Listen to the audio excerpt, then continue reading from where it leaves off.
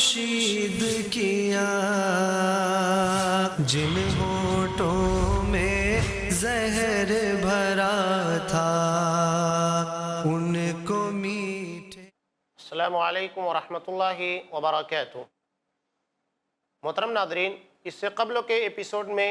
کامیاب مومنوں کی صفات میں سے ایک اہم صفت کے پر ہماری گفتگو جاری تھی، اور وہ ہے والذین هم لفروجہم حافظون، کہ جو اپنی شرمگاہوں کے محافظ ہے۔ اب اسلام نے شرمگاہ کی حفاظت کے لیے جو قوانین بنائے، یہ بہت ہی عدل کے اوپر ہیں، انصاف کے اوپر ہیں، اور سماج کو بکھرنے سے بچانے والے طریقے ہیں۔ جاہلیت کے نکاح کے طریقے اور اپنے نفس کی خواہش کے پورا کرنے کے طریقے کو ہم نے بیان کیا کہ نکاح کے وہ طریقے جو کہ عدل کے بالکل خلاف اور عورت ذات کے پر ظلم کرنے والے تھے، اللہ کے رسول صلی اللہ علیہ وسلم نے اس کے پر پابندی لگا دی۔ انہی میں سے ایک اور چیز ہے جس کے پر نبی کریم صلی اللہ علیہ وسلم نے پابندی لگائی، وہ ہے نکاح متع۔ نکاح متع کہتے ہیں ایک متعینہ مدت کے لیے نکاح کو کرنا، یعنی 2 دن کے لیے، 3 دن کے لیے، ہفتہ بھر کے لیے، مہینے کے لیے، اور یہ ایگریمنٹ ہوتا ہے۔ اس کے بعد جب یہ مدت پوری ہو جائے، میاں بیوی ایک دوسرے سے علیحدہ ہو جائیں گے۔ اب بتائیے کہ اتنی مدت ساتھ رہنے کے بعد ان دونوں کے درمیان تعلق قائم ہوں گے۔ اب بچے کے پیدا ہونے کے بعد وہ ماں اپنا بچہ کہاں لے کر جائے گی؟ یہ آدمی اپنی خواہش کو پورا کرنے کے بعد آزاد ہو گیا، لیکن اس بچے کی پرورش کرنا اور اس کے خرچوں کو اٹھانا، اسے برداشت کرنا، یہ ساری ذمہ داریاں چونکہ مردوں کی ہوا کرتی ہے۔ اللہ رب العالمین نے مردوں کو قوام بنایا ہے، ذمہ دار بنایا ہے۔ بتائیے یہ اپنی ذمہ داری کو کیسے نبھائے گا؟ وہ ماں اپنے بچے کو کیسے پالے گی؟ اس لیے نبی کریم صلی اللہ علیہ وسلم نے نکاح متع کو حرام قرار دیا اور پابندی لگا دی گئی۔ اگر کوئی یہ عمل کرے گا تو اسے سزا دی جائے گی، یہ اسلام کے خلاف طریقہ ہے۔ اور اس کے بعد ایک اور طریقہ ہے جس کو حلالہ کہا جاتا ہے۔ حلالہ کے تعلق سے نبی کریم صلی اللہ علیہ وسلم کی مشہور حدیث ہے، لعن رسول اللہ صلی اللہ علیہ وسلم المحلل والمحلل لہ۔ نبی کریم صلی اللہ علیہ وسلم نے حلالہ کرنے والے، حلالہ کروانے والے کے پر لعنت بھیجی ہے، یہ ملعون ہے۔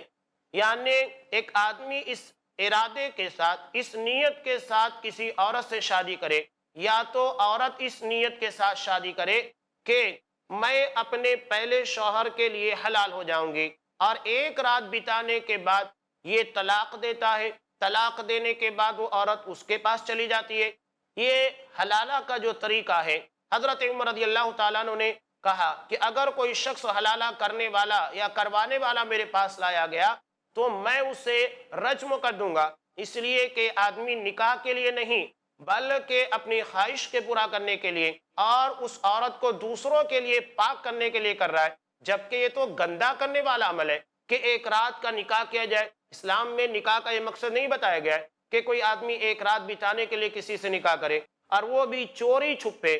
کسی کے سامنے کچھ پتہ نہیں ہے، نہ ہی ولیمے کا پتہ ہے، اور آدمی حلالہ کر رہا ہے۔ حلالہ سینٹر قائم کر دیے جاتے ہیں، یہ اسلام کا مذاق ہے۔ نبی کریم صلی اللہ علیہ وسلم نے لعنت بھیجی ہے کرنے والے، کروانے والے دونوں کے پر، اور لعنت کا مطلب ہوتا ہے اللہ رب العالمین کی رحمت سے دوری، یعنی یہ اللہ کے رحم کے، اللہ کے کرم کے مستحق نہیں ہیں۔ اس طرح کے عمل کے کرنے والے رب العالمین کی نگاہ میں ملعون ہوتے ہیں، مبغوض ہوتے ہیں، ناپسندیدہ ہوتے ہیں۔ یہ نکاح کا وہ طریقہ تھا جو جاہلیت میں بھی تھا، اس کے پر نبی کریم صلی اللہ علیہ وسلم نے پابندی عائد کر دی۔ اس کے علاوہ اپنے نفس کی خواہش کو پورا کرنے کا کوئی بھی طریقہ ہو، کہ لواطت یعنی مردوں کے ذریعے اپنی خواہش پوری کرے، یا عورت کے ذریعے، یا آدمی اپنے ہاتھوں سے اپنی خواہش کو پورا کرنے کی کوشش کرے، جلق ہے، مشتزنی ہے، کوئی بھی طریقہ ہے، یہ سارے طریقے اس آیت کے اس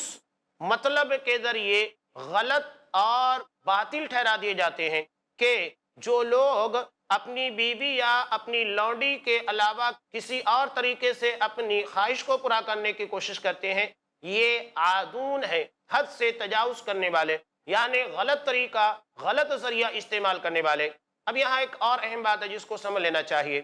کہ اللہ رب العالمین نے مردوں کو اجازت دی کہ یہ اپنی بیوی کے علاوہ اپنی لونڈی سے بھی اپنی خواہش پوری کر سکتا ہے، لیکن کسی آزاد عورت کو اس بات کی اجازت نہیں ہے کہ وہ غلام کے ذریعے اپنی خواہش پوری کرے۔ حضرت عمر رضی اللہ تعالیٰ عنہ کے زمانے میں ایک آزاد عورت نے ایک غلام سے اس طرح کا تعلق قائم کیا اور اسی آیت کو پیش کیا، تو حضرت عمر رضی اللہ تعالیٰ عنہ نے اصحاب کرام کو جمع کیا اور اس مسئلے کو پیش کیا، تو لوگوں نے، اصحاب کرام نے یہی فتویٰ دیا، تأولت کتاب اللہ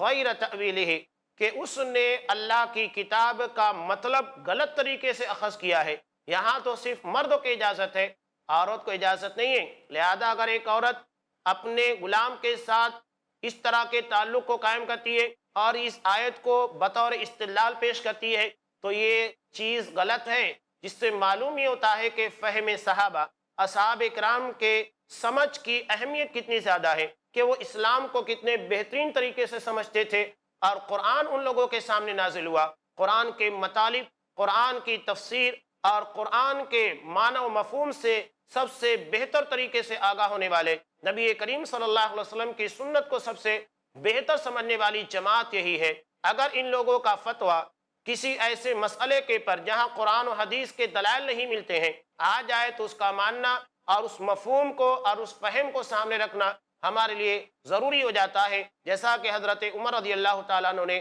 اس مسئلے کے پر کیا۔ یہاں ایک اور اہم بات ہے کہ اسلام میں خصی ہو جانا، یا جسے حدیث کے اندر تبتل کے لفظ سے تعبیر کیا گیا ہے، یعنی عورتوں سے تعلق نہیں قائم کرنا، بلکہ آزادانہ زندگی، بغیر شادی کے زندگی گزارنا، اسلام میں اس بات کی اجازت نہیں ہے، اسے شادی کرنا چاہیے، یہ نبی کریم صلی اللہ علیہ وسلم کی سنت بھی ہے۔ اور اس ضمن میں ایک مشہور روایت بھی ہے جس کو حضرت امام بخاری رحمۃ اللہ علیہ، حضرت امام مسلم رحمۃ اللہ علیہ نے کتاب النکاح کے اندر نقل کیا۔ حضرت انس رضی اللہ تعالیٰ عنہ فرماتے ہیں، جاء ثلاثۃ رہط الی بیوت ازواج النبی صلی اللہ علیہ وسلم، کہ 3 لوگ نبی کریم صلی اللہ علیہ وسلم کی ازواج مطہرات کے گھروں کے پاس آئے۔ کس مقصد کے لیے آئے؟ وہ کیا چاہتے تھے؟ ان کے ذہن و دماغ کے اندر کیا باتیں تھی؟ کیا اشکالات تھے؟ کیا سوالات تھے؟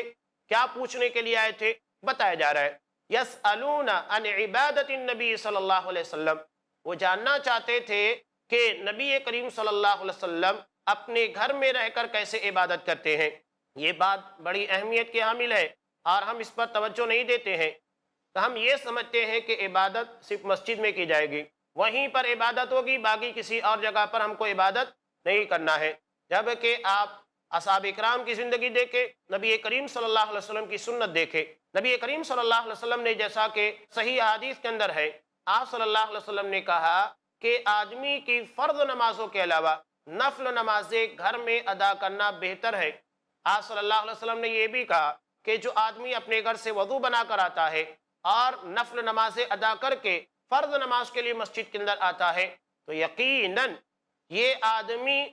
ایک ایک قدم کے پر ثواب حاصل کرتا ہے اور اس کے گناہوں کو بخش دیا جاتا ہے، اس کی برائیوں کو مٹایا جاتا ہے۔ یہ عمل ہے، یعنی آدمی عبادت کا کچھ حصہ اپنے گھروں کے اندر بھی ادا کرتا رہے۔ تو آپ صلی اللہ علیہ وسلم نے اپنے گھر میں، اپنے حجرے کے اندر عبادت کا ماحول بنایا تھا۔ اس کا فائدہ یہ ہوتا ہے کہ آدمی جس مقام کے پر عبادت کرنے لگتا ہے وہاں گناہ کرتے ہوئے ڈرتا ہے، اس لیے کہ اسے معلوم ہے کہ میں یہاں پر اچھا کام کرتا ہوں تو وہاں پر وہ کیسے کوئی برا کام کر سکتا ہے۔ مسجد کے اندر عام طور سے لوگوں کا یہ مزاج ہے اور لوگوں کا یہ طریقہ ہے کہ وہاں عبادت کی جاتی ہے، تو کوئی بھی آدمی مسجد میں جانے کے بعد کسی برے یا غلط قسم کے کام کے کرنے کے بارے میں نہیں سوچتا ہے۔ کس لیے؟ اس لیے کہ وہاں پر عبادات کی جا رہی ہے، وہاں پر نیکیاں کی جا رہی ہے، وہ نیکی کا ماحول ہے۔ تو یہاں اپنے گھروں میں ایک مخصوص حصہ عبادت کے لیے بنانے کا مطلب یہ ہے کہ آدمی اپنے گھر میں بھی عبادت کر کے برائیوں سے بچنے کی کوشش کرے، یہ نہیں کہ اسے برائی کا اڈا یا برائی کا مقام بنا لے۔ یہ جاننا چاہتے تھے کہ نبی کریم صلی اللہ علیہ وسلم اپنے گھر میں رہ کر کیسے عبادت کرتے ہیں۔ یسألون عن عبادت النبی صلی اللہ علیہ وسلم، وہ اللہ کے رسول صلی اللہ علیہ وسلم کی عبادت کے احوال جو آپ اپنے گھر میں رہ کر کرتے ہیں وہ جاننا چاہتے تھے۔ فلما اخبروا کانہم تقالوا، جب انہیں بتایا گیا اور خبر دی گئی کہ اللہ کے رسول صلی اللہ علیہ وسلم کیسے عبادت کرتے تھے، کأنہم تقالوا، تو انہوں نے اس عبادت کو بہت کم سمجھا۔ اور یہاں دیکھیے شیطان انسان کو کیسے گمراہ کرنے کی کوشش کرتا ہے، اس لیے کہ آدمی کی فکر گمراہ ہوتی ہے تو اعمال کے اندر گمراہیاں آتی ہیں، اس لیے کہ آدمی کے اعمال اس کی فکر کے تابع ہوتے ہیں، جیسے خیالات جیسی فکر ہوگی اسی اعتبار سے آدمی کے اعمال کے پر اثرات آئیں گے، اسی طریقے سے اس کے اعمال مرتب ہوں گے اور ویسے ہی کام وہ بجا لائے گا۔ اب یہاں اصحاب کرام کے ذہن و دماغ کے اندر ایک غلط بات پیدا ہو گئی کہ نبی کی عبادت کو ان لوگوں نے کم سمجھ لیا، اور یہی مسئلہ مسلمانوں کا بھی ہے کہ انہوں نے نبی کریم صلی اللہ علیہ وسلم کی عبادت کو کافی نہیں سمجھا، اور بھی بہت ساری عبادتیں بنا لی گئی ہیں، پتہ نہیں کون کون سی عبادتیں ہیں جو نہ نبی کے زمانے میں ملتی ہے نہ اصحاب کرام کے زمانے میں جس کا کوئی وجود نظر آتا ہے، اور وہ عبادتیں بڑے شوق کے ساتھ ادا کی جا رہی ہیں، جبکہ ہمیں اگر عبادت کرنا ہے تو عبادات کے معاملے میں ایک قانون ہمیشہ یاد رکھیے، ایک اصول ہمیشہ یاد رکھیے کہ عبادات میں کوانٹٹی کے پر ہم کو کوئی اختیار نہیں دیا گیا ہے، یعنی نماز ظہر 4 رکعت ہے، ہم اپنی مرضی سے اسے 5 نہیں کر سکتے یا اپنی مرضی سے 3 نہیں کر سکتے، یہ کوانٹٹی ہے جو پہلے سے طے کر دی گئی ہے، اب اس میں کسی کو اختیار نہیں دیا گیا ہے۔ البتہ کوالٹی یعنی اپنی عبادات کو آپ کتنے اچھے طریقے سے ادا کر سکتے ہیں، اس کے بارے میں آپ کو مکمل اتھارٹی دی گئی ہے، مکمل اختیار دیا گیا ہے کہ آپ اپنی عبادات کو اخلاص اور للہیت کے ساتھ ادا کیجئے، اور اسی کے پر آپ کے ثواب کو مرتب کیا گیا ہے۔ آدمی کو اس کی عبادت کا کم سے کم ثواب، اس کے نیکی کا کم سے کم ثواب 10 گنا ملتا ہے۔ اگر یہی چیز میں اخلاص للہیت کا جذبہ کار فرما ہے تو پھر یہ 700 گنا، بلکہ اللہ رب العالمین اس کو اس سے بھی زیادہ بڑھاتا ہے، 700 کے پر بس نہیں کیا گیا ہے الی اضعاف کثیرہ، بلکہ اس 700 کو بھی کئی گنا میں تبدیل کر دیا جاتا ہے۔ یہ ہے ہمارے اخلاص اور للہیت کی بنیاد کے پر نیکیوں میں ثواب کے بڑھنے کا طریقہ۔ تو یہ حدیث اپنی جگہ کے پر بڑی معنی خیز ہے، اور اس میں بہت سارے احکام اور قوانین بتا دیے گئے، اور بڑے مسائل جو پیچیدہ ہیں اس کو حل بھی کر دیا گیا ہے۔ انشاءاللہ یہ ساری باتیں آپ کے سامنے پیش کی جائیں گی، چونکہ وقت ہو چکا ہے ایک وقفے کا، وقفے کے بعد انشاءاللہ اس حدیث کے پر ہم آپ کے سامنے پھر سے بحث جاری رکھیں گے۔ تب تک کے لیے دیجیے اجازت۔ السلام علیکم ورحمۃ اللہ وبرکاتہ۔ انگاروں کو پھول بنایا، ہر مومن پر فرض ہے جس کا پڑھنا، جاننا اور سمجھنا۔ وَلَقَدْ يَسَّرْنَا الْقُرْآنَ لِلذِّكْرِ فَهَلْ مِن مُدَّكِرٍ، جس کے بغیر ممکن نہیں دنیا اور آخرت کی کامیابی، تخلیق کائنات سے لے کر محشر کے حالات تک ہے ہر رہنمائی کا ذخیرہ قرآن۔ درس قرآن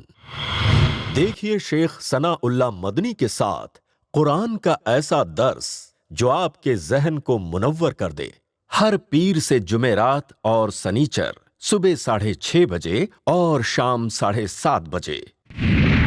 صرف i+ ٹی وی پر، بہتر زندگی کے لیے۔ اپنے DTH اور کیبل آپریٹر سے آج ہی سمپرک کریں۔ Free to year. انگاروں کو پھول بنایا۔ السلام علیکم ورحمۃ اللہ وبرکاتہ۔ محترم ناظرین، وقفے سے قبل ہم آپ کے سامنے نبی کریم صلی اللہ علیہ وسلم کی ایک انتہائی اہم حدیث کی روشنی میں بات چیت جاری رکھے ہوئے تھے، جسے حضرت امام بخاری رحمۃ اللہ علیہ اور حضرت امام مسلم رحمۃ اللہ علیہ نے کتاب النکاح کے اندر نقل کیا ہے، اور یہ حدیث ہم نے کامیاب مومنوں کی صفات کے متعلق جو آیتیں نقل کی اس کی روشنی میں بیان کر رہے ہیں۔ حضرت انس رضی اللہ تعالیٰ عنہ فرماتے ہیں کہ 3 اصحاب کرام نبی کریم صلی اللہ علیہ وسلم کی ازواج مطہرات کے پاس آئے۔ وہ اس بات کو جاننا چاہتے تھے کہ آپ صلی اللہ علیہ وسلم اپنے گھر میں رہ کر کیسے عبادت کرتے ہیں۔ جب ان کو بتایا گیا کہ اللہ کے رسول صلی اللہ علیہ وسلم اس طریقے سے اپنے گھر میں عبادت کرتے ہیں، تو اتنی عبادت کو ان لوگوں نے بہت ہی کم تصور کیا اور کہنے لگے وقالوا وأين نحن من النبي صلی اللہ علیہ وسلم قد غفر له ما تقدم من ذنبه وما تأخر، کہ ہمارا اور نبی کا کیا مقابلہ، جبکہ نبی کے اگلے پچھلے گناہوں کو بخش دیا گیا ہے۔ صحیح بات ہے کہ نبی کا اور امتی کا کوئی مقابلہ نہیں، یہاں تک کہ اگر ایک پلڑے میں سارے امتیوں کو رکھ دیا جائے اور دوسرے پلڑے میں نبی کریم صلی اللہ علیہ وسلم کی ذات گرامی کو رکھ دیا جائے تو آپ کی ذات گرامی سارے امتیوں کے پر بھاری ہو جائے گی۔ یہ مقام ہے نبی کریم صلی اللہ علیہ وسلم کی ذات گرامی کا، لیکن اس کا مطلب یہ نہیں ہے کہ ہم نبی کی سنت، نبی کے طریقے اور جتنی عبادت آپ نے کی تھی اس کو کافی نہ سمجھیں اور اس کے پر اپنی فکر کو غلط طریقے سے موڑ دیں اور نبی سے بڑھ چڑھ کر عبادت کرنے کی کوشش کریں۔ اصحاب اکرام کی یہی فکری غلطی تھی، انہوں نے کہا کہ نبی کے اگلے پچھلے گناہوں کو بخش دیا گیا ہے، جبکہ ہم اپنے تعلق سے دعویٰ کر ہی نہیں سکتے ہیں۔ ہم اللہ رب العالمین سے توبہ کرتے ہیں، استغفار کرتے ہیں، یقیناً یہ چیز ہمارے لیے بہت ہی فائدہ مند ہے، لیکن یہ دعویٰ نہیں کیا جا سکتا کہ ہمارے توبہ کی بنیاد پر، استغفار کی بنیاد پر یقین رب العالمین نے ہمیں بخش ہی دیا ہے۔ امید ایک الگ بات ہے، دعویٰ ایک الگ چیز ہے، آدمی امید کو دعوے کے ساتھ نہیں جوڑ سکتا ہے۔ تو یہ اصحاب کرام کی فکر تھی۔ نبی کریم صلی اللہ علیہ وسلم کے تعلق سے کہا کہ آپ کے اگلے پچھلے گناہ بخش دیے گئے، ہمارے ایسے معاملات نہیں ہیں، لہذا ہمیں بڑھ چڑھ کر عبادت کرنا چاہیے۔ چنانچہ ایک صحابی نے کہا اما انا فانی اصلی اللیل ابدا، رہا میں ساری رات عبادت کروں گا، کوئی رات ایسی نہیں جائے گی کہ جس میں میں سوتا ہوا رہوں، بلکہ پوری رات نماز ادا کرتے ہوئے، سجدہ کرتے ہوئے، تلاوت کرتے ہوئے، عبادت کرتے ہوئے، اللہ کے سامنے توبہ استغفار کرتے ہوئے گزاروں گا۔ اس میں دوسرا کہنے لگا کہ میں وانا اصوم الدہر ولا افطر، میں ہمیشہ روزہ رکھوں گا اور کبھی بھی ناغہ نہیں کروں گا۔ یہاں پر رمضان المبارک کے روزوں کے بارے میں بات نہیں ہو رہی ہے، بلکہ ان روزوں کے بارے میں بات چیت ہو رہی ہے جو کہ رمضان المبارک کے علاوہ ہے، نفل عبادتوں کے بارے میں بحث ہے۔ ورنہ رمضان المبارک کے روزے یہ ہمارے پر فرض ہے، ہر کسی کو رکھنا چاہیے، لیکن یہاں مسئلہ اس کے علاوہ روزوں کے بارے میں وہ کہہ رہے ہیں کہ میں ہمیشہ روزہ رکھوں گا، کوئی دن بغیر روزے کے نہیں گزرنے والا ہے۔ یہ دو صحابی نے کہا، ایک نماز کے بارے میں، ایک نے روزے کے بارے میں۔ اب تیسرا کہتا ہے وَأَنَا أَعْتَزِلُ النِّسَاءَ فَلَا أَتَزَوَّجُ أَبَدًا، میں عورتوں سے الگ تھلگ رہوں گا، یعنی نکاح کروں گا ہی نہیں، کبھی بھی شادی نہیں کروں گا، اس لیے کہ شادی کرنے کے بعد بیوی کے حق کو ادا کرنا ہے، وقت وہاں پر لگ جائے گا، بچے پیدا ہونے کے بعد آدمی اور مصروف ہو جاتا ہے، تو یہ چیزیں اللہ کی عبادت، اللہ کے سامنے عجز، انکساری، اللہ کی بندگی سے روک دیتی ہیں، لہذا میں شادی بیاہ کے مسائل سے اپنے آپ کو الگ رکھوں گا تاکہ اللہ کی زیادہ سے زیادہ عبادت کی جا سکے۔ اب آپ غور کیجئے، تین صحابی ہیں اور تینوں نے بہت ہی اچھی بات کہی، تینوں کی فکر اپنی جگہ کے پر بہت شاندار ہے، لیکن اب آپ غور کیجئے کہ کیا عبادات کو نبی کے طریقے سے ہٹ کر ادا کیا جا سکتا ہے؟ آدمی اپنی مرضی سے جتنی چاہے عبادت کر سکتا ہے، آدمی کی نیت کے ساتھ اس کے طریقے کے اندر بھی نبی کی سنت کی اتباع کا جذبہ ہونا چاہیے، ورنہ وہ عبادت بدعت بن جاتی ہے اور آدمی کو ثواب کے حصول کے بجائے اللہ کے عذاب اور اللہ سے دوری کا ذریعہ بن جاتی ہیں۔ ان تینوں نے اپنی اپنی باتیں کہیں اور چلے گئے۔ اس حدیث میں ہمارا جو محل شاہد ہے، جس کے ذریعے ہم اپنی گفتگو کو لے کر آئے ہیں اور جس کے لیے دلیل کے طور پر اس حدیث کو میں نے آپ کے سامنے پیش کیا ہے، وہ ہے تبتل، یعنی عورتوں سے علیحدگی اختیار کرنا، شادی بیاہ سے اپنے آپ کو کنارے رکھنا تاکہ ان مسائل میں الجھ کر آدمی عبادات سے جی نہ چرا سکے۔ تو تینوں نے اپنی اپنی باتیں کہیں۔ اب یہ جب کہہ کر چلے گئے، نبی کریم صلی اللہ علیہ وسلم وہاں تھے نہیں۔ جب آپ صلی اللہ علیہ وسلم وہاں پر آئے تو آنے کے بعد ازواج مطہرات نے اس بات کی خبر دے دی کہ تین صحابی آئے تھے اور اس طریقے کی بات کہہ کر چلے گئے ہیں۔ آپ صلی اللہ علیہ وسلم نے ان تینوں اصحاب کرام سے سوال کیا کہ انتم الذین قلتم کذا و کذا، کہ کیا تم تینوں نے ایسی ایسی باتیں کہی ہیں کہ میں ہمیشہ روزہ رکھوں گا، ساری رات نماز ادا کروں گا اور بیوی بچوں سے علیحدہ رہوں گا، شادی بیاہ نہیں کروں گا؟ جب ان لوگوں نے اس مسئلے کے پر حامی بن لی کہ ہاں ہم نے اس طریقے کی بات کہی ہے، تب آپ صلی اللہ علیہ وسلم نے آگے بات کہی، یعنی پہلے تحقیق کر لینا چاہیے۔ اور امام مسلم رحمۃ اللہ علیہ نے اپنی کتاب کے مقدمے کے اندر اس تعلق سے 2 اہم حدیثوں کو نقل کیا ہے۔ پہلی حدیث جس کو حضرت ابو ہریرہ رضی اللہ تعالیٰ نے روایت کیا کہ نبی کریم صلی اللہ علیہ وسلم نے ارشاد فرمایا، کفا بالمرء کذبا ان یحدث بکل ما سمع، آدمی کے جھوٹا ہونے کے لیے اتنا ہی کافی ہے کہ سنی سنائی باتوں کو لے جا کر بیان کرے، یعنی تحقیق نہ کرے کہ اس میں سچ کیا ہے، حقیقت کیا ہے۔ ایک آدمی سے اس نے سن لیا، لے جا کر بیان کر دیا اور اس کی حقیقت تک پہنچنے کی کوشش ہی نہیں کی۔ یہ طریقہ بہت ہی خطرناک ہے، بہت غلط ہے، اور اس طریقے سے فتنہ و فساد کی آگ کو بھڑکایا جا سکتا ہے۔ لہذا تحقیق کا مزاج پیدا کرنا چاہیے اور حقیقت تک پہنچنے کی کوشش کرنا چاہیے۔ دوسری روایت میں جس کو حضرت امام مسلم رحمۃ اللہ علیہ نے نقل کیا، نبی کریم صلی اللہ علیہ وسلم نے ارشاد فرمایا کہ اگر کوئی شخص کوئی ایسی حدیث، چاہے وہ نبی کریم صلی اللہ علیہ وسلم کی ہو یا اس نے کسی سے کسی کے تعلق سے کوئی بات سنی ہو اور اس کے بارے میں اسے لگتا ہے کہ یہ جھوٹ ہے، اس کے بعد بھی بغیر تحقیق کے دوسروں تک پہنچانے کی کوشش کر رہا ہے، یہ ایک جھوٹا ہے۔ اب یہاں پر نبی کریم صلی اللہ علیہ وسلم کی حدیث بھی آ جاتی ہے کہ جو لوگ آپ کی حدیث کو بغیر تحقیق کے کہ یہ بات، یہ حدیث آپ صلی اللہ علیہ وسلم سے ثابت ہے یا نہیں، تحقیق کیے بغیر لوگوں تک پہنچا دیتے ہیں، جبکہ وہاں شبہ ہوتا ہے، جبکہ قرآن مجید کہتا ہے ان جاءکم فاسق بنبأ فتبینوا،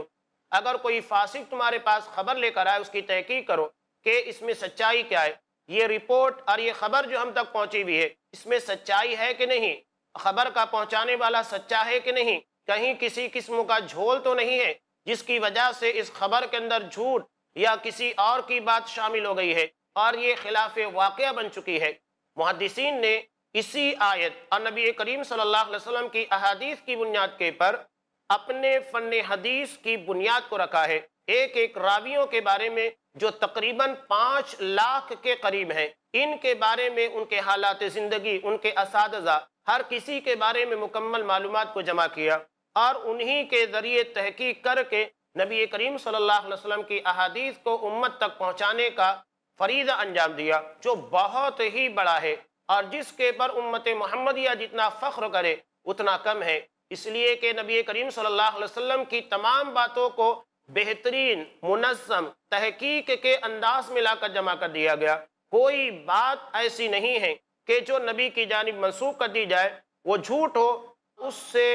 محدثین غافل ہوں۔ انہوں نے ایسے اصول مرتب کیے جس کی وجہ سے ہر جھوٹے کو اور ہر قسم کی غلط خبروں کو جو نبی کی جانب منسوخ کی گئی ہے کاٹا جا سکتا ہے، چھانٹا جا سکتا ہے اور ان احادیث کو صحیح احادیث سے الگ کیا جا سکتا ہے۔ یہ محدثین کا ایک بہت بڑا کارنامہ ہے جو اللہ رب العالمین نے ان کی ذات کے ذریعے لیا، تاکہ نبی کے تعلق سے، نبی کی زندگی کے متعلق ہر بات مکمل تحقیق کے ساتھ امتیوں تک پہنچا دی جا سکے۔ تو آپ صلی اللہ علیہ وسلم نے تحقیق کی اور یہی پیغام امت کے ہر فرد کو دیا جا رہا ہے کہ وہ معاملات زندگی میں نبی کریم صلی اللہ علیہ وسلم کی احادیث میں، دین کی باتوں میں بہت تحقیق کریں۔ یہاں بڑا عجیب و غریب مسئلہ ہے